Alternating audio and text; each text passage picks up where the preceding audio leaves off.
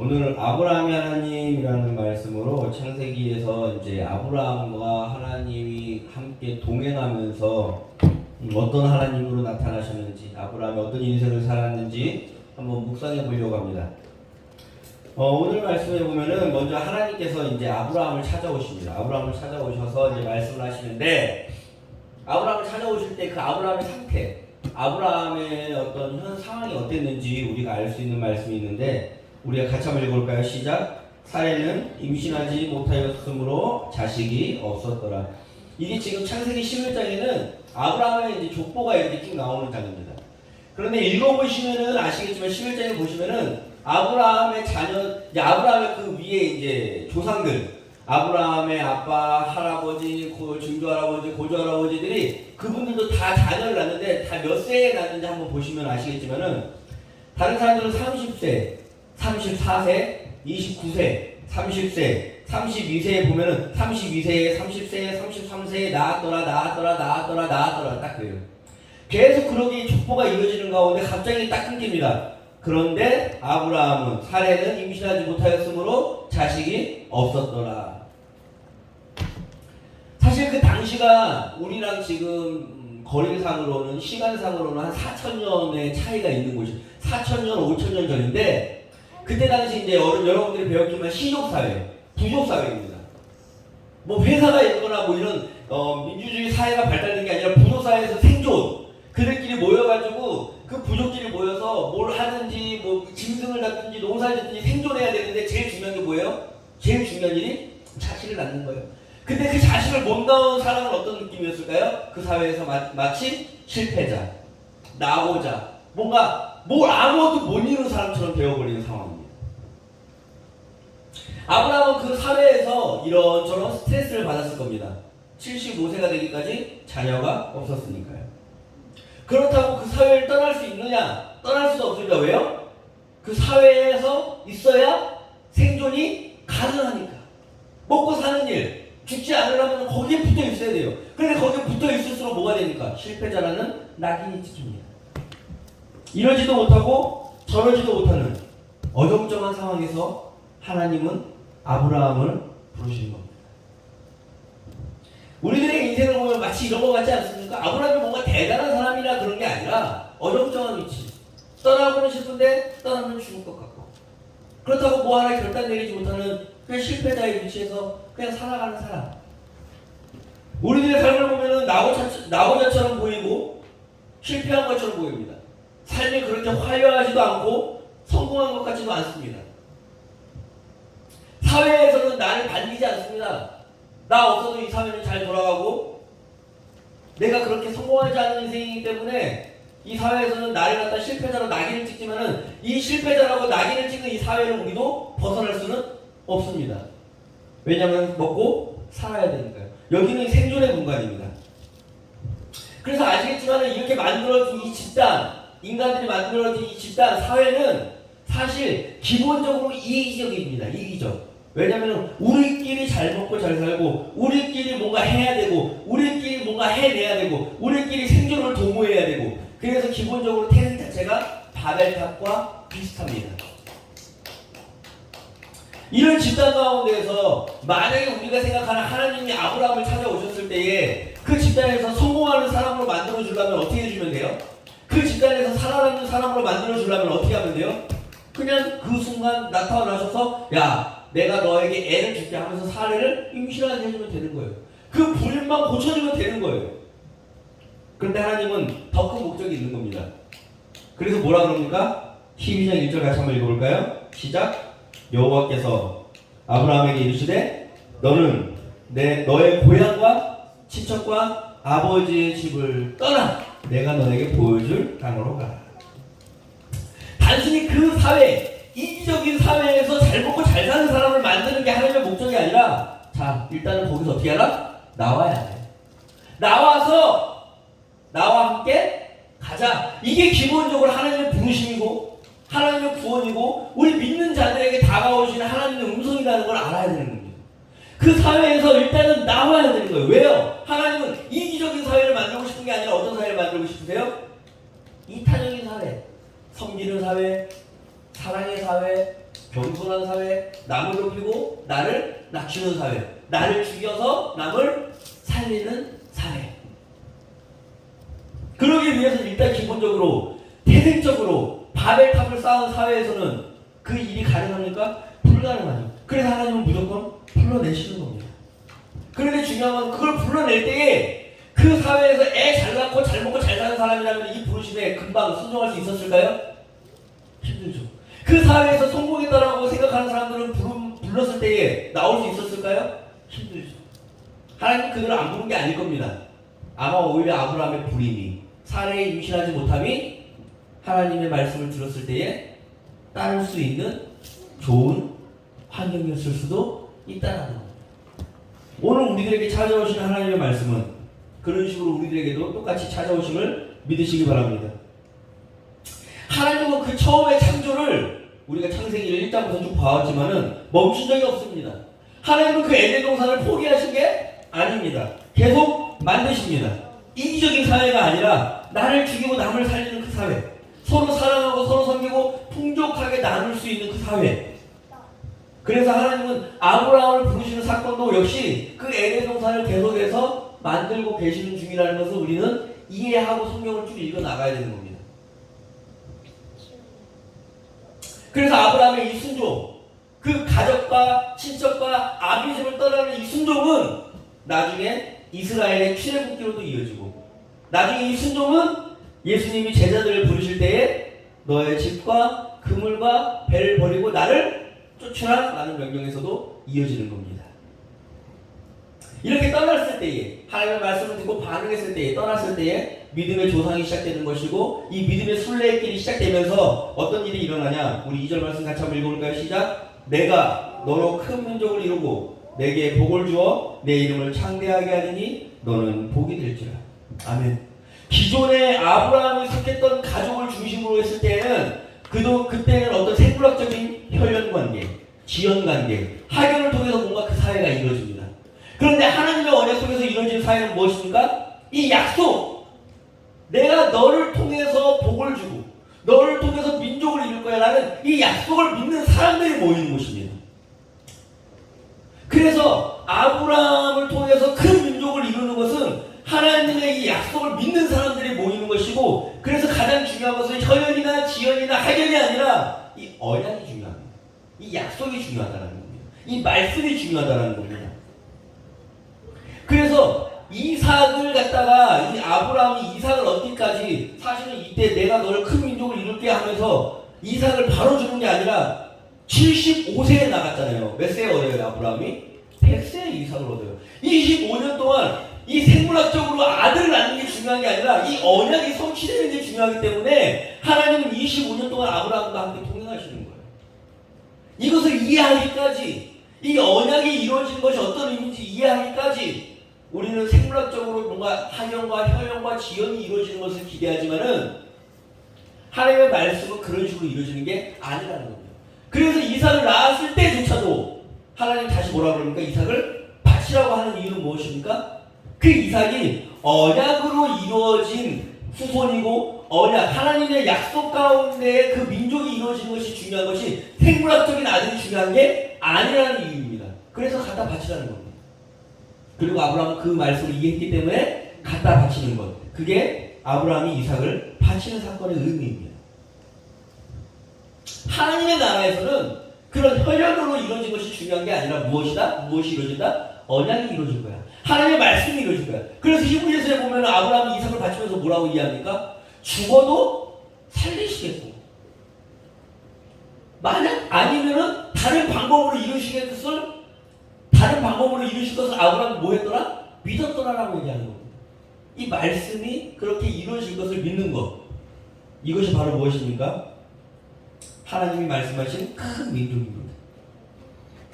그 민족을 이루시기 위해서 하나님은 지금 아브라함을 부르시고 아브라함과 동행하시고 아브라함과 함께 그 나라의 여정을 떠나시는 겁니다.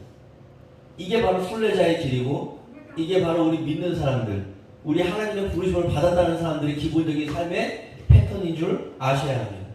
그래서 아브라함이 중요한 게 아니라 그 큰 민족을 이루시는 게 중요한 겁니다. 3절을 보면은 우리가 가끔 이렇게 이해합니다. 3절 같이 한번 읽어볼까요? 시작. 너를 축복하는 자에게는 내가 복을 내리고 너를 저주하는 자에게는 내가 저주하리니 땅의 모든 족속이 너로 말미암아 복을 얻을 것이라 하신지라. 그런데 이 히브리어 원어에 보면은 목적절이라는 게 있어요. 어떤 목적이 있는데 그 목적절을 중요하게 여겨서 그 목적절을 중심으로 해가지고 지적을 했을 때에는 이 구절이 사실 이렇게 번역되기보다는 이 밑에 제가 따옴표 처리한 것처럼 번역할 수 있습니다.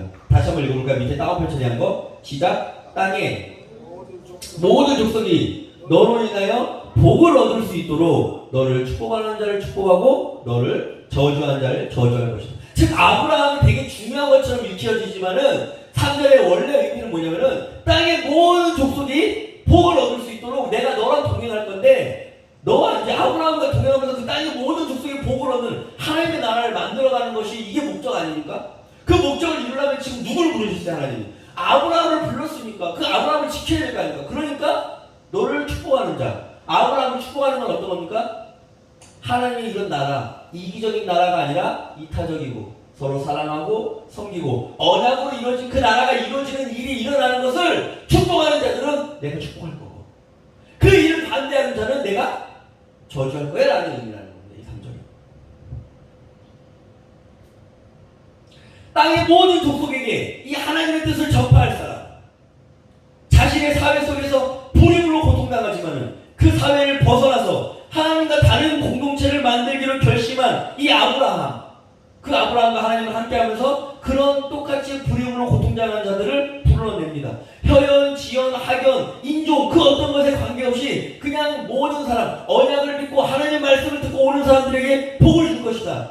그런 사회를 만들어 나가는데 나는 그런 사회를 만들어 나가는데 그렇게 말씀을 듣고 오는 자들은 나는 다 축복을 할 건데 아브라함아 그런 축복을 하려고 하는데 너를 통해서 이 일을 이루어 나갈 거야. 그러니까 너를 축복하면 내가 똑같이 축복할 거고 너를 저주하면 나는 저주할 거야. 아브라함 위주의 복을 주겠다는 게 아니라 아브라함과 함께 동행하면서 이 하나님의 나라를 만들어가는 일에 우리 하나님이 일하시겠다라는 것. 하나님의 에덴 동산의 창조는 지금도 멈추지 않았다는 것을 이야기하는 거랍니다. 그래서 아브라함이 만난 하나님은 어떤 하나님입니까? 바로 이런 하나님입니다. 우리는 이런 아브라함을 만나신 하나님을 이해하고 성경을 읽어 내려가야 되는 겁니다. 그랬을 때에 아브라함은 이 음성을 듣고 이 말씀과 함께 그 여정을 진행할 때에 가끔은 믿음이 흔들려서 애굽으로 내려갈 때에 아내를 누이라고 속이면서 왕에게 아내를 뺏기는 사건도 일어납니다. 그런데 그때 하나님이 지켜주세요. 그러면서 동시에 믿음이 또 성장하면서 롯에게는 뭐라 그럽니까? 자, 재산 가지고 싸움이 나니까 너 먼저 선택해. 그 다음에 그 롯이 전쟁포로가 되어 잡혀갈 때에도 목숨을 걸고 찾아옵니다. 전쟁에 승리해가지고 전리품과 함께 찾아올 때에 그 전리품이 소돔왕의 것인데 소돔왕이 뭐라 그러니까 아유 고맙습니다. 당신이 승리했으니까 그 전리품은 당신이 다 가지세요. 그러니까 아니 내가 너로 인해서 부자가 되었다는 소리를 듣기가 싫어. 하나님이 함께 하셨는데 하나님이 승리하게 했는데 이 돈 몇 푼 때문에 내가 너로 인해서 부자 되었다는 소리가 듣기 싫으니까 이 전리품은 뭐다? 다 다시 너 가져. 성경에 보면 이런 식의 이야기들이 쭉 나옵니다. 아브라함은 이렇게 하나님을 알아가면서 이렇게 하나님과 동행하면서 하나님과 함께 새로운 공동체를 만들어가는 중이라는 겁니다. 이런 공동체는 어떤 공동체일까요? 아브라함을 통해서 하나님이 말씀하신 이런 공동체는 어떤 공동체일까요? 우리 18장 19절 같이 한번 읽어볼까요? 시작! 내가 그로 그 자식과 권속에게 명하여 여호와의 도를 지켜 공의와 정의를 행하게 하려고 그를 택하였나니 이는 나 여호와가 아브라함에게 대하여 말한 일을 이루려 함이니라. 내가 왜 그와 그 자식 이 언약 백성들을 이끌어가려고 그런다고요? 만들려고 그런다고요? 여호와의 도를 지키면서 무엇을 행하는 자들? 공의와 정의를 행하는 자들을 만들려는 그 공의와 정의를 행하는 민족을 만들려고 내가 지금 이렇게 한다라고 하는 겁니다. 불임하는 자들이고 사회에서 실패자로 낙인을 찍혔지만은 그런 자들은 그 인격적인 집단에서 살아가면서 그렇게 낙인 찍히는 자들을 불러서 하나님의 나라를 만들어 가시는데 이 큰 민족을 만들어 가시는데 그런 자들은 어떤 자들입니까? 하나님과 동행하면서 하나님을 닮아가면서 공의와 정의를 행하는 자들. 때로는 삶에 치여서 믿음이 흔들리기도 하고 자신의 바닥을 보이기도 하지만은 하나님의 도우심으로 때로는 다시 회복하고 그러다가 다시 롯에게 그 땅을 양보하고 전쟁포로가 되었을 때 자기의 목숨을 걸고 구해주고 그리고 그 재물에 탐하지 않고 사사로운 이익을 탐하지 않는 것 이런 대담함 혹은 이런 어떤 삶의 어떤 멋있음 이런 것들을 어떻게 행동하는 겁니까? 왜 이런 행동이 나오는 겁니까? 하나님과 동행하는 것. 그러면서 나타나는 행동들이 하나님의 도를 행하며 의와 정의를 행하는 것 공의와 정의를 행하는 것이 바로 이런 삶이라는 겁니다. 공의와 정의가 무엇이다 이건 어떤 거고 이건 어떤 거고 단어를 일일이 분석하면서 얘기하는 것도 의미가 있지만 그것보다도 하나님의 부르심을 받고 성경을 보면은 어떤 진짜 이해하지 못한 행동을 하는 경우가 되게 많아요. 성경에 나타나는 사람들이. 그 사람들이 대단한 게 아니라 하나님을 닮아가기 때문에 하나님의 언약 백성이기 때문에 하는 행동들 그런 것들이 무엇이라고요? 공의와 정의를 말하는 겁니다. 아까 처음에 말씀드린 것처럼 하나님의 창조는 끝나지가 않았습니다. 계속되는 중입니다. 그런데 하나님이 그 창세기에서 처음에 세울 때 뭐라고 그럽니까? 선악과를 먹지 마라. 이게 무엇이에요? 선악과를 먹지 마라는 이 말씀 하나가 율법이고 이게 의와 공의를 행하는 것이었어요. 그 당시에는. 그런데 이게 깨져버립니다. 이게 깨지는 순간 어떻게 됩니까? 바벨탑이 생기고 이게 깨지는 순간 모든 사람들이 생각하는 게 죄뿐인 것을 보게 되십니다. 다 이기적이고 나만 살겠다 그러고 음란하고 가늠을 행하는 세대가 되어버립니다. 타인에 대한 사랑과 존중은 사라져버렸습니다. 그리고 그 기준, 선과 악의 기준이 무너지니까 자기의 기준으로 그 사회를 만들고 이 기준에 미달하지, 이 기준에 못 미치는 사람들을 다 갖다 나고자로 찍어버리는 인생. 근데 하나님은 그 인생을 그 선악과가 무너졌지만 포기하지 않으시고 다시 그들에게 맞춰서 그들의 눈높이에 맞춰서 또 찾아오시는 겁니다. 그게 무엇이라는 겁니까? 바로 아브라함을 불러서 이제는 그 선악과 대신에 정의와 공의를 행하는 사람을 주축으로 하나님의 나라를 만들어 가시는 일. 그래서 교회를 다니는 게 어떤 도덕적인 사람이 된다라고 생각하는 게 아닙니다. 교회는 어떤 도덕을 가르치는 게 아니라 하나님의 언약을 믿고 하나님이 이렇게 나를 부르셨다는 걸 믿고 언약을 통해서 이 나라가 이루어진다는 것을 믿고 끊임없이 그 동행을 하면서 하나님의 형상으로 내가 회복될 것을 믿으면서 어떤 일을 하는 사람? 여호와의 도를 지키며 공의와 정의를 행할 줄 아는 사람. 그건 단순히 도덕적인 사람이 되는 개념이 아니라 그것은 하나님의 나라가 이루어진다는 것을 믿는 사람들, 그것은 하나님의 나라가 다시 올 것을 믿는 사람들, 지금 하나님의 나라를 언약 가운데 부르셨다는 것을 믿는 사람들이 지킬 수 있는 일들이라는 겁니다. 하나님을 믿기 때문에 하나님을 닮아가기 때문에 나타나는 행동들이라는 겁니다. 그게 바로 오늘 말씀의 정의와 공의입니다. 이 아름다운 계명이, 이 아름다운 하나님과 동행하는 삶의 패턴이 나중에는 출애굽기에서 십계명으로 바뀌는 거고, 더 구체적으로. 그런데 이 십계명으로 바뀐 이 계명들이 나중에 사람들이 여기에다 자꾸 뭘 덧대다 보니까 자꾸 똥칠을 해놓는 겁니다. 그 똥칠을 해놓은 걸 갖다가 다시 또 예수님이 오셔서 새로 바꾸는 게 아니라 거기에 덕지 붙어있는 것들을 닦아내시는 작업을 하는 거죠. 그래서 예수님이 뭐라고 그럴까? 내가 율법을 폐하러 온 게 아니라 율법을 완성시키러 왔다라고 얘기하는 겁니다. 그 처음의 시작이 어디더라고요? 선악과를 먹지 말라는 그 말씀이 이제는 아브라함 때에는 공의와 정의를 행하는 것으로 바뀌었구나. 그 공동체가 어떤 공동체구나? 하나님과 동행하면서 이 공의와 정의를 행하는 공동체구나 라는 것을 아셔야 된다는 겁니다. 그래서 예수님의 어떤 말씀을 더 이해하기 위해서는 항상 원조라 그러죠. 요즘에 뭐 떡볶이도 뭐 로제 떡볶이도 있고 짜장 떡볶이도 있고 맛있는 게 많이 나오는데 중요한 거는 그 떡볶이가 그렇게 나오기 위해서는 먼저 뭐가 있었던 겁니까? 원래 원조 무슨 맛있었던 떡볶이가 있었던 겁니다. 원조가 있었던 것처럼 예수님의 그 율법을 갖다가 완성시키기 위해서 어떤 일들이 있었냐? 그 전에 바로 이렇게 아브라함을 통해서 부르셔서 의와 공의를 행하는 그 나라가 먼저 이렇게 시작되었다는 것을 알아야 우리는 하나님의 말씀을 더 잘 이해할 수 있는 겁니다. 하나님은 결코 이런 일들이 있었을 때, 선악과 사건이 있었을 때에 팔짱 끼면서 이거 망가졌네 라고 손 놓고 쳐다보실 분이 아니라는 겁니다. 어떻게 해요? 그 상황에 맞게 다시 한번 아브라함을 부르셔서 언약으로 그를 함께 동행하면서 하나님의 나라를 만들고 가시는 일들을 멈춘 적이 없으시다는 겁니다. 그리고 그 공동체는 어떤 공동체입니까? 바로 여호와의 도를 지키며 정의와 공의를 이루는 공동체라는 것.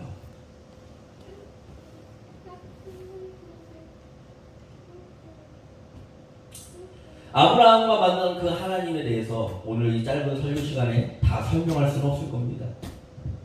중요한 것은 이렇게 하나님이 계속해서 그 사역을 진행하는 중이시고 하나님이 어떤 사람들을 부르시고 그 사람과 동행하면서 무엇을 행하게 하시는지를 우리가 주의 깊게 성경을 읽어내려 간다면 우리 역시 아브라함의 하나님을 만날 수 있을 걸로 기대합니다. 성경을 읽으시면서 정말로 하나님이 아브라함을 부르신 이유 그리고 그와 동행하면서 그와 함께 행하신 일들을 꼭 묵상하시면서 우리도 똑같이 아브라함처럼 부르신다는 것을 기억하시고 그런 하나님과 동행하면서 이 땅 가운데서 똑같이 하나님의 부르심을 듣고 공의와 정의를 행하는 하나님의 성도님들이 되시기를 간절히 기도합니다. 기도하시겠습니다.